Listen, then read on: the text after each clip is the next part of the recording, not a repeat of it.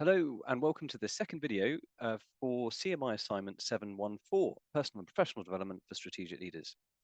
In this video, I'm going to be talking about skill set and mindset and the relationship between the two. So it's the first assessment criteria, and we're going to dig into it and look at some theory and a few reflections on how to approach this first point. So there we go, 1.1. Critically reflect on the interrelationship between the skill set and mindset to develop as a strategic leader. A couple of little models to work with, and I'll give you some thoughts. Quickly, as I did in the first video, it's just worth zooming in on that action word, critically reflect. Action, 2 words, critically reflect. What does it mean? Consciously contemplate, appraise, or give balanced consideration to an action or issue. So there we go. So it's more than one perspective. And yeah, we need to give a bit of balance rather than just go full bore with one perspective. Identifying, questioning, and assessing deeply held beliefs and assumptions about a topic, the way in which we perceive events and issues, beliefs, feelings, and actions. Yeah, so with this, it's, I think, quite important to weave in a little bit of yourself, your perspective, what you've seen, maybe to look at how your beliefs and assumptions balance against the theory. And that's helping us to kind of make sure really that we're responding to that action word, that kind of need to critically reflect rather than just describe things or provide a narrative.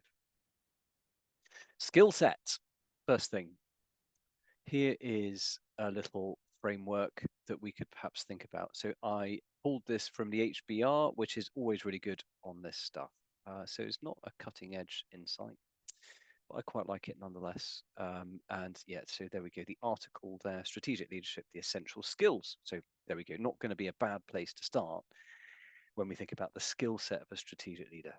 So the authors here talk about anticipate, challenge, interpret, decide, align, and learn. So strategic leaders need to learn. So these are skills or qualities for strategic leaders to think about and to, I suppose, contemplate how they might, develop in these areas. This framework 2013, I think, my reading on this is that, these were skills very much, this was much the same time when people were talking about, the VUCA world, volatile, uncertain, complex, and ambiguous world. Fast pace of change, lots of kind of digital progress, interconnectedness, everybody kind of getting online all the time, and lots of information flying around, social media and other sources, rolling media rather than people just watching the news. So this framework is really representative of a time when people were starting to kind of really think about, the world being a very complex place to operate in. So hence that need to kind of so gather information from a wide network of experts and sources, both inside and outside of the industry and function. So and that need to challenge. So reframe a problem from several angles to understand root causes. All this is really about trying to analyze and diagnose your situation in the context of complexity. Interpret, demonstrate curiosity and an open mind. You might say an open mindset. That could be worth thinking about. Decide, balance long-term investment for growth with short-term pressures for results. Okay, long-term versus short-term, and I guess we could be thinking about our different time horizons there. Assess stakeholders' tolerance and motivation for change, and learn. Communicate stories about success and failure to promote institutional learning. Wow.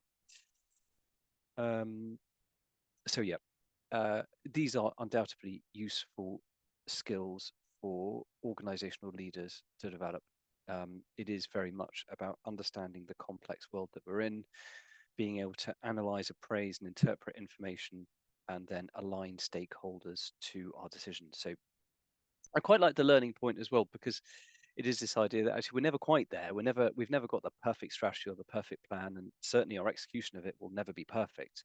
So actually, is there a need for us to think about continuously learning as we go? And that's something that the assignment asks us to think about a little bit later on. What you can do with this little tool, if you have a look, is you can grade yourself.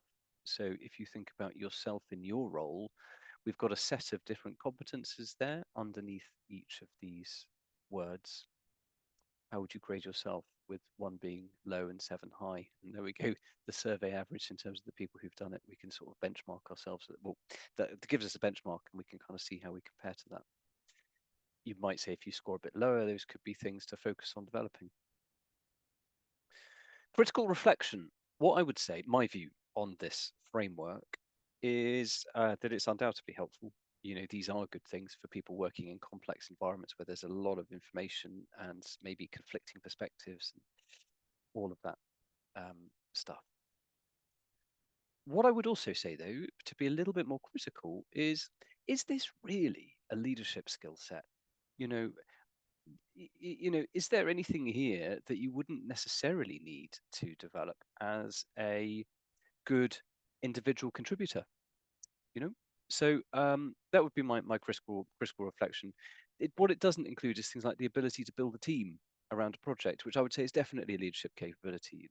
So and although it hints at it, it's not huge really on fantastic communication and that type of thing, which I would say are also quite important leadership capabilities. So I would say it's pretty good, but it maybe misses a couple of things. So there we go. That'd be my reflection. So it's room for improvement, perhaps. What do you think, and what might you add to this list? Mindset.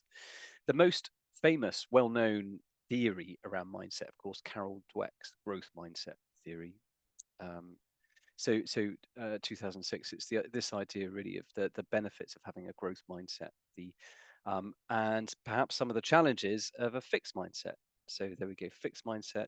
It's that avoidance of challenge, that giving up when you get setbacks, you sort of think, well, that's just not for me and it's not going to work. The belief that we can do things or we can't, and that our intelligence, capabilities, and skills are fixed. That we can't grow and improve as we go. So fixed mindset is the counterpoint to growth mindset, which is that critical feedback and that type of thing is just that. It's feedback. It doesn't mean that we can't do it. It just means that we might need to lean into it and work a bit harder. It's effort is required. We can achieve what we need to. It's not that we can or we can't, but it might be a matter of putting the effort in to get there, being prepared to learn things. I've recently been renovating an old house. Is why I'm a bit scruffy today. I was doing a bit of plastering earlier. The reason I'm doing it is because it's impossible to get people, really tradespeople, in this part of the world. I'm in Keswick, and I'm looking at all these bumpy walls and things falling off and all this sort of mayhem in this old house.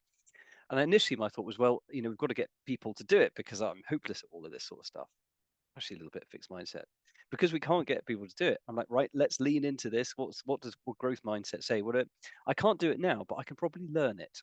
So I've been going around the place looking at YouTube videos and learning how to plaster and wallpaper and all that sort of stuff. And actually, not too bad, slowly getting there and making progress. So some people are critical of growth mindset theory, that they say it's quite binary, that this belief you're either fixed mindset or growth mindset is actually probably more of a spectrum, which is, I think, a fair point. Other people say, maybe we should accept our limitations. Maybe we should accept and be a bit fixed mindset about some things.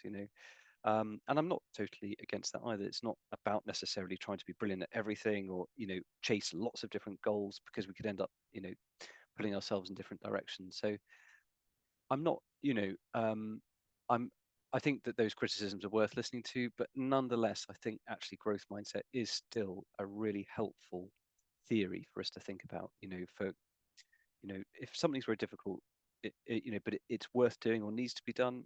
Actually, if we lean into it and put in the work, we probably will get there. And I think that's a very helpful narrative to have. How does it work? So the interrelationship in practice, I tend to use Microsoft as a little case study of this, and for them, certainly on an organizational level.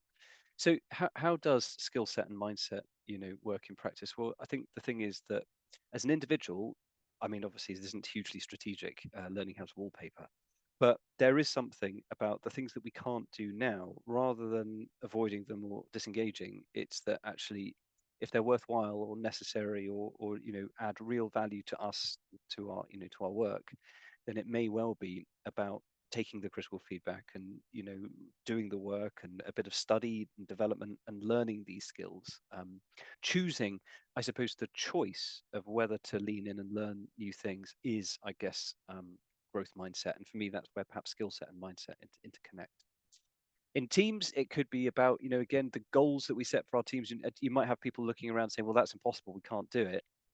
And maybe challenging that a little bit to say, well, we can't do it now, but if we were to prioritize this and again focus on learning and take an experiment and push ourselves a little bit, what might be possible for the organization? I think that's where the Microsoft example comes in really. So Satya Nadella there changed the culture of the business from being what he called it a know-it-all business to a learn-it-all business. Essentially, he kind of really transformed Microsoft's culture by shifting the conversation from Windows is the solution to everything to an acceptance that maybe we don't have all the answers and that we might need to engage with curiosity in order to be competitive again. And it certainly was successful and effective. So there are essentially three different levels that we could maybe think about this interrelationship between our skills but also our mindset, which I see as being the choice of whether to disengage from something or to really lean in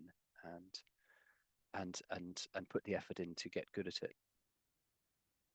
Of course, that's not for everything. It may be that there are certain things that we definitely we just decide not to do because we can't do everything. So there is that, I suppose, that little bit of critical thinking in here as well. That it's not necessarily about becoming an expert at everything. That's just not practical. But maybe it's about choosing the things which are really important to us or to our organizations, and then working hard and putting in the effort and taking on that feedback so that we do improve at those things that really matter. There we go. So that's 1.1. I hope that's been a helpful little video, and just some musings, a couple of theories and references for you. And I hope that if this is adding value, you tune into the next video where I'll be talking about assessment criteria 1.2. See you then.